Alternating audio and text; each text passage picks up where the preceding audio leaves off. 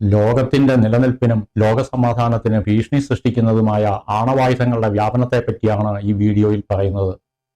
ഭീകരവും വിനാശകരവും പാരിസ്ഥിതികവുമായ പ്രത്യാഘാതങ്ങളോടെ ഒരു ന്യൂക്ലിയർ വാർഹെഡിന് ലക്ഷക്കണക്കിന് ആളുകളെ കൊല്ലാനും അവർ വസിക്കുന്ന പ്രദേശത്തെ തകർത്ത് തരിപ്പണമാക്കാനും കഴിയും. അതുമാത്രമല്ല, അവർ വസിക്കുന്ന ഭൂമിയെ തന്നെ ഇനിയൊരു ജീവിതം സാധ്യമാകാത്ത തരത്തിൽ നിർവീര്യമാക്കാനും കഴിയും. അതിന്റെ അനന്തരഫലങ്ങൾ വരുന്ന തലമുറകളെ തന്നെ വേട്ടയാടിക്കൊണ്ടിരിക്കും. ആണവായുധങ്ങൾ കൈവശമുള്ള രാജ്യങ്ങൾ എന്തു സന്ദേശമാണ് ലോകത്തിന് കൊടുക്കുന്നത്? Russia, America, France, UK, China, Pakistan, India, Israel, ഉത്തര കൊറിയ എന്നീ രാജ്യങ്ങൾ ചേർന്ന് 15,000-ലധികം ആണവായുധങ്ങൾ കൈവശം വെച്ചിരിക്കുന്നു. 6,000-ലധികം ആണവ പോർമുനകളുള്ള റഷ്യ 1-ാം സ്ഥാനത്ത് നിൽക്കുന്നു. 5,000-ലധികം ആണവായുധങ്ങളോടെ അമേരിക്ക 2-ാം സ്ഥാനത്തും. മറ്റുള്ള രാജ്യങ്ങളുടെ കാര്യമെടുത്താൽ ചൈന 400-ന് മുകളിലും, ഫ്രാൻസ് 300-ഉം, UK 225, Pakistan 170, India 164, Israel 90, north Korea 30 എന്നിങ്ങനെയാണ് ന്യൂക്ലിയർ വെപ്പൺസിന്റെ എണ്ണം. എല്ലാ രാജ്യങ്ങളുടെയും ആണവായുധ സംഖ്യകൾ മൊത്തം കൂട്ടി നോക്കിയാലും ഭീമന്മാരായ റഷ്യയുടെയും അമേരിക്കയുടെയും ആയുധ സംഖ്യയുടെ 7/1000 പോലും എത്തില്ല.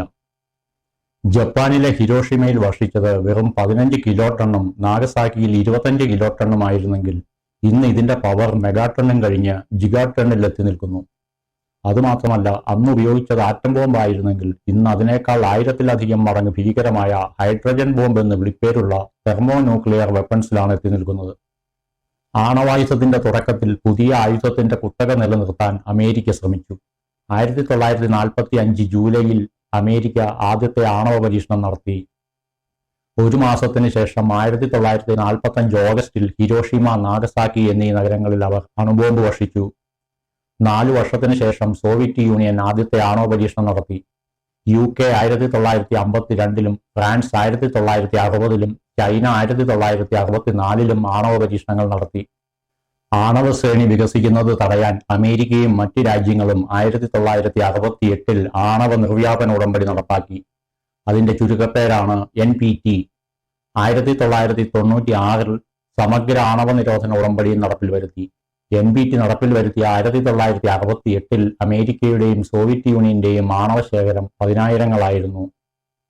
ഇന്ന് അമേരിക്കയും റഷ്യയും ആയിരക്കണക്കിന് തെർമോ ന്യൂക്ലിയർ ബോംബ് അല്ലെങ്കിൽ ഹൈഡ്രജൻ ബോംബ് എന്ന വിളിപ്പേരുള്ള വാർ ഹെഡുകൾ 100 കണക്കിന് ബോംബുകളിലും മിസൈലുകളിലും വിന്യസിച്ച് ഏത് നിമിഷവും ഉപയോഗിക്കാൻ തയ്യാറാക്കി വെച്ചിരിക്കുന്നു.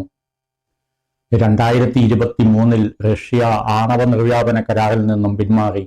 അതിനാൽ അവരുടെ പുതിയ ആണവ ശേഖരത്തിന്റെ എണ്ണത്തെപ്പറ്റി ആർക്കും അറിയില്ല. എങ്കിലും അനൌദ്യോഗിക റിപ്പോർട്ട് പ്രകാരം 12,000-ഓളം വരും എന്നത് ഞെട്ടിക്കുന്നതാണ്.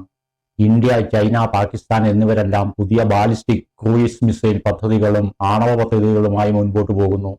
വാഗ്ദാനങ്ങൾ ലംഘിച്ച് ഉത്തര കൊറിയയും പ്രവർത്തനങ്ങൾ തുടരുന്നുണ്ട്. ഏറ്റവും അവസാനം സോവിയറ്റ് യൂണിയൻ 1961 ഒക്ടോബർ 30-ന് നടത്തിയ ആണവ സ്ഫോടന പരീക്ഷണത്തെ തുടർന്നാണ് എല്ലാ രാജ്യങ്ങളും ആണവ നിർവ്യാപന കരാറുമായി മുമ്പോട്ട് വന്നത്. കാരണം ഈ പരീക്ഷണം അത്യന്തം ഡേഞ്ചറായിരുന്നു. ഭൂമിയിൽ ഒന്നും തന്നെ ശേഷിക്കില്ല എന്ന ചിന്ത ലോകരാജ്യങ്ങൾക്ക് വന്നത് ഈ ഭീകരമായ പരീക്ഷണം കാരണമായിരുന്നു. 1961 ഒക്ടോബർ 30-ന് ഇതുവരെ മനുഷ്യൻ നിർമ്മിച്ചതിൽ വെച്ച് ഏറ്റവും വലുതും ശക്തവുമായ ആണവായുധം സാർ ബോംബായുടെ പരീക്ഷണ സ്ഫോടനം സോവിയറ്റ് യൂണിയൻ നടത്തിയതോടെ ലോകരാജ്യങ്ങളുടെ ഉത്കണ്ഠ അതിന്റെ പാരമ്യത്തിലെത്തി.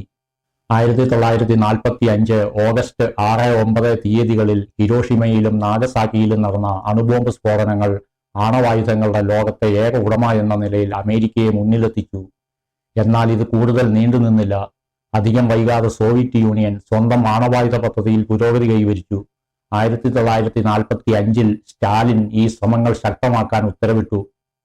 1949 ഓഗസ്റ്റ് 29-ന് സോവിയറ്റ് യൂണിയൻ തങ്ങളുടെ ആദ്യത്തെ ആണവായുധം വിജയകരമായി പരീക്ഷിച്ചു. അതിനുശേഷം അമേരിക്കയും സോവിയറ്റ് യൂണിയനും കൂടുതൽ ശക്തമായ ആയുധങ്ങൾ അല്ലെങ്കിൽ ഹൈഡ്രജൻ ബോംബുകൾ വികസിപ്പിച്ചെടുക്കാൻ മത്സരിച്ചുകൊണ്ടിരുന്നു. അങ്ങനെ അമേരിക്കയും സോവിയറ്റ് യൂണിയനും ഹൈഡ്രജൻ ബോംബ് പരീക്ഷണങ്ങളുടെ ഒരു പരമ്പര തന്നെ നടത്തി. അമേരിക്ക ചെറുതും ഇടത്തരവുമായ ആറ്റോമിക് വെപ്പൺസിൽ ശ്രദ്ധ കേന്ദ്രീകരിച്ചപ്പോൾ സോവിയറ്റ് യൂണിയൻ ഏതാണ്ട് സങ്കല്പിക്കാനാവാത്ത ശക്തിയുള്ള ചെറുതും വലുതുമായ ആയുധങ്ങളിൽ ശ്രദ്ധ കേന്ദ്രീകരിച്ചു. അതിന്റെ ഫലമാണ് ഏറ്റവും വിനാശകരമായ സാർ ബോംബ എന്ന പേരുള്ള ഹൈഡ്രജൻ ബോംബ്. വടക്കു പടിഞ്ഞാറൻ റഷ്യയിലെ ആർട്ടിക് പ്രദേശത്തുള്ള ദ്വീപസമൂഹമാണ് നോവയ സെംലിയ ഐലൻഡ്. കരയുടെ കാൽഭാഗവും ഹിമത്താൽ മൂടപ്പെട്ടിരിക്കുന്നു. ശൈത്യകാലത്ത് താപനില -16 മുതൽ -22 ഡിഗ്രി സെൽഷ്യസ് വരെയാണ്. വേനൽക്കാലത്ത് താപനില 2 മുതൽ 6 ഡിഗ്രി വരെയാണ്. ഇവിടെ മനുഷ്യവാസമില്ല. ഐസില്ലാത്ത സ്ഥലത്ത് സസ്യങ്ങൾ വളരുന്നു. കുറ്റിക്കാടുകളുമുണ്ട്. ആർട്ടിക് കുറുക്കന്മാർ, സീലുകൾ, ധ്രുവക്കരടികൾ, പക്ഷികൾ എന്നിവ ഈ ദ്വീപുകളിൽ വസിക്കുന്നു. 87,600 കിലോമീറ്റർ വിസ്തൃതിയുള്ളതാണ് റഷ്യയുടെ ഭാഗമായ ഈ ദ്വീപ സമൂഹം. ഈ നോവയ സെംലിയ ദ്വീപിലാണ് സാർ ബോംബയുടെ പരീക്ഷണ സ്ഫോടനം നടത്താൻ സോവിയറ്റ് യൂണിയൻ നിശ്ചയിച്ചത്. റഷ്യയുടെ സാർ ബോംബ എന്ന തെർമൽ ന്യൂക്ലിയർ ബോംബ് എന്ന ഹൈഡ്രജൻ ബോംബിന് 50 മെഗാടൺ TNT പവറാണ് ഉണ്ടായിരുന്നത്. Central intelligence agency Tsar Bomba പരീക്ഷണത്തെ JOE-111 എന്ന് നാമകരണം ചെയ്തു. യൂലി കാരിറ്റന്റെ നേതൃത്വത്തിൽ Andrei Sakharov, Viktor Adamsky, Yuri Babayev എന്നിവരാണ് സാർ ബോംബ രൂപകൽപ്പന ചെയ്തത്. 3 ഘട്ടങ്ങളുള്ള ബോംബായിരുന്നു ഇത്. ആദ്യഘട്ടം ആക്ടിവേറ്റ് ചെയ്യാൻ ഒരു ഓട്ടോമാറ്റിക് ട്രിഗർ സിസ്റ്റം ഉപയോഗിച്ചു. രണ്ടാം ഘട്ടത്തിൽ യുറേനിയം 235 ഇന്ധനമായ ന്യൂക്ലിയർ ഫിഷൻ ആറ്റോമിക് ബോംബ് ഉപയോഗിക്കുന്നു. ഫിഷന്റെ ഫലമായി പുറത്തുവരുന്ന ഊർജം 3-ാം ഘട്ട 50 മെഗാടണിന്റെ ന്യൂക്ലിയർ ഫ്യൂഷൻ ട്രിഗർ ചെയ്യാൻ കാരണമാകുന്നു. അതായത് ആദ്യം ഒരു ഓട്ടോമാറ്റിക് കൺട്രോൾ സിസ്റ്റം ഉപയോഗിച്ച് ഹിരോഷിമ ബോംബ് പോലെയുള്ള ന്യൂക്ലിയർ ഫിഷൻ സ്ഫോടനം നടത്തുന്നു. ഇതിൽ നിന്നും പുറത്തുവരുന്ന വലിയ രീതിയിലുള്ള ഊർജം ഉപയോഗിച്ച് ഹൈഡ്രജൻ ബോംബ് എന്ന ന്യൂക്ലിയർ ഫ്യൂഷൻ ബോംബ് സ്ഫോടനം നടത്തുന്നു. എല്ലാം 1 സെക്കൻഡിന്റെ 10-ലൊരു സമയം കൊണ്ട് നടക്കുന്നു. ഏകദേശം 26 അടി നീളവും 7 അടി വ്യാസവും 60,000 പൗണ്ട് ഭാരവും ഉള്ളതായിരുന്നു ഒന്നിലധികം ഘട്ടങ്ങൾ ഉൾക്കൊള്ളുന്ന ഈ ബോംബ്. ഈ പറഞ്ഞ ഡിസൈൻ സംബന്ധമായ കാര്യങ്ങളെല്ലാം അനുമാനങ്ങളാണ്. കാരണം ഇതിന്റെ ഡിസൈൻ സംബന്ധിച്ച കാര്യങ്ങൾ റഷ്യ ഇന്നും രഹസ്യമാക്കി വെക്കുന്നു. സാർ ബോംബ 100 മെഗാടൺ TNT ബോംബായിരുന്നു ആദ്യം പരീക്ഷണത്തിന് തിരഞ്ഞെടുത്തത്. എന്നാൽ അവസാനം അതിന്റെ ശേഷി 50 മെഗാടൺ TNT അല്ലെങ്കിൽ പകുതിയാക്കി കുറച്ചിരുന്നു. അങ്ങനെ മേജർ ആൻഡ്രി ഡാർണോസ്റ്റേവ് പൈലറ്റായ Tu-95V Soviet long range bomber വിമാനം ഈ ഉദ്യമത്തിന് തെരഞ്ഞെടുത്തു. അകമ്പടി പോകുവാൻ ഒരു Tu-16 വിമാനവും Tu-95V ബോംബറിനൊപ്പം തെരഞ്ഞെടുത്തു. ബോംബ് സ്ഫോടനം മൂലമുള്ള ആഘാതം കുറയ്ക്കുന്നതിനും ഉപരിതലത്തിലെ വൻ ചൂട് മൂലമുള്ള കേടുപാടുകൾ പരിഹരിക്കുന്നതിനും ഈ വിമാനങ്ങളിൽ സ്പേസ് ഷട്ടിലുകളിൽ ഉപയോഗിക്കുന്ന തരം ആന്റി ഹീറ്റ് ടെക്നോളജി ഉപയോഗിച്ചു. 26 അടി നീളമുള്ള ബോംബ് ഉൾക്കൊള്ളിക്കാനായി ബോംബർ വിമാനം പുനഃക്രമീകരിച്ചിരുന്നു. 1800 പൗണ്ട് ഭാരമുള്ള ഒരു പാരച്യൂട്ടിൽ സാർ ബോംബ് ഘടിപ്പിച്ചിരുന്നു. കാരണം 34,000 അടി മുകളിൽ നിന്നും ഡ്രോപ്പ് ചെയ്യുന്ന ബോംബ് 13,000 അടിയാകുമ്പോൾ പൊട്ടിത്തെറിക്കാനായിരുന്നു ഉദ്ദേശം. പൊട്ടിത്തെറിക്കും മുമ്പ് വിമാനങ്ങൾക്ക് രക്ഷപ്പെട്ട് സേഫ് സോണിൽ എത്തിച്ചേരാൻ പാരച്യൂട്ട് ഘടിപ്പിച്ചതിനാൽ കഴിയും എന്നായിരുന്നു കണക്കുകൂട്ടൽ. എന്നാൽ തന്നെ അതിജീവിക്കാൻ 50% സാധ്യത മാത്രമേ ഉള്ളൂ എന്ന് പൈലറ്റിനെ അറിയിച്ചിരുന്നു. അവർ കഷ്ടിച്ച് രക്ഷപ്പെടുകയും ചെയ്തിരുന്നു. അങ്ങനെ 1961 ഒക്ടോബർ 30-ന് ആർട്ടിക് പ്രദേശത്തുള്ള നവായ സെമിലിയ ഐലൻഡിലെ മിത്തിഷിക ബേയ്ക്ക് 34,000 അടി മുകളിൽ നിന്നും Tu-95V സോവിയറ്റ് ബോംബർ വിമാനം സാർ ബോംബ ഡ്രോപ്പ് ചെയ്തു. 13,000 അടിയാകുമ്പോൾ പൊട്ടിത്തെറിക്കാനുള്ള സെൻസറിംഗ് ഉപകരണങ്ങൾ ബോംബിലുണ്ടായിരുന്നു. മോസ്കോ ടൈം 11:32-ന് അന്തരീക്ഷത്തിൽ 13,000 അടി മുകളിൽ 50 മെഗാടൺ TNT ഫ്യൂഷൻ ബോംബ് പൊട്ടിത്തെറിച്ചു. പാരച്യൂട്ട് വഴി ബോംബ് ഡ്രോപ്പ് ചെയ്തതുകൊണ്ട് പൊട്ടിത്തെറിക്കു മുമ്പ് ശബ്ദാതിവേഗമുള്ള വിമാനങ്ങൾ 100 കിലോമീറ്റർ ദൂരെ എത്തിയിരുന്നു. പൊട്ടിത്തെറി അതിഭീകരമായിരുന്നു. ഹിരോഷിമയിലും നാഗസാക്കിയിലും വർഷിച്ച ബോംബുകളേക്കാൾ 1570 മടങ്ങ് ശക്തിയുള്ളതായിരുന്നു ആ സ്ഫോടനം. 87,600 സ്ക്വയർ കിലോമീറ്ററുള്ള നൊവായ സെംലിയ ദ്വീപിലെ ഭൂരിഭാഗം സസ്യങ്ങളും കുറ്റിക്കാടുകളും മൃഗങ്ങൾ ഉൾപ്പെടെ സെക്കൻഡുകൾക്കുള്ളിൽ കരിഞ്ഞുപോയി. മഞ്ഞുകൊണ്ട് മൂടപ്പെട്ടിരുന്ന ദ്വീപ് നിമിഷങ്ങൾക്കുള്ളിൽ മഞ്ഞ് മുഴുവൻ ഉരുകിയൊലിച്ചു. 2-ാം ലോക മഹായുദ്ധത്തിൽ നടന്ന ചെറുതും വലുതുമായ എല്ലാ സ്ഫോടനങ്ങളുടെയും 10 മടങ്ങ് ഇരട്ടി ശക്തിയായിരുന്നു സാർ ബോംബയുടെ പ്രഹരശേഷി. 1883-ൽ നടന്ന ഏറ്റവും ശക്തിമത്തായ ക്രാക്കറ്റോവ അഗ്നിപർവ്വത സ്ഫോടനത്തിന്റെ 40% പവർ ഈ ബോംബ് സ്ഫോടനത്തിനുണ്ടായിരുന്നു. ഗ്രൗണ്ട് സീറോയിൽ നിന്നും 60 കിലോമീറ്റർ അകലെ സ്ഥിതി ചെയ്യുന്ന സെർവീനിയയിലെ കെട്ടിടങ്ങളും നിർമ്മിതികളും വരെ തുടച്ചു നീക്കപ്പെട്ടു. ഇവിടെ നിന്നെല്ലാം ആളുകളെ നേരത്തെ ഒഴിപ്പിച്ചതുകൊണ്ട് ആളപായമൊന്നും ഉണ്ടായില്ല. ഇവിടെ നിന്നും 160 കിലോമീറ്റർ അകലെ സ്ഥിതി ചെയ്യുന്ന മറ്റ് സോവിയറ്റ് സ്ഥലങ്ങളിൽ വീടുകൾ പൂർണ്ണമായും തകർക്കപ്പെട്ടു. ഇഷ്ടികയും കല്ലും വരെ തകർന്നുപോയി. 300 കിലോമീറ്റർ ദൂരെ നിന്ന് സേഫ്റ്റി എക്യുപ്മെന്റ്സും ഇരുണ്ട കണ്ണടയും ഉപയോഗിച്ച് സ്ഫോടനം അനലൈസ് ചെയ്ത സോവിയറ്റ് ശാസ്ത്രജ്ഞർക്ക് വരെ താപഫലങ്ങൾ അനുഭവപ്പെട്ടു. സ്ഫോടനത്തിൽ നിന്നുള്ള തീവ്രമായ ചൂട് 100 കിലോമീറ്റർ അകലെ പൊള്ളലിന് കാരണമാക്കി.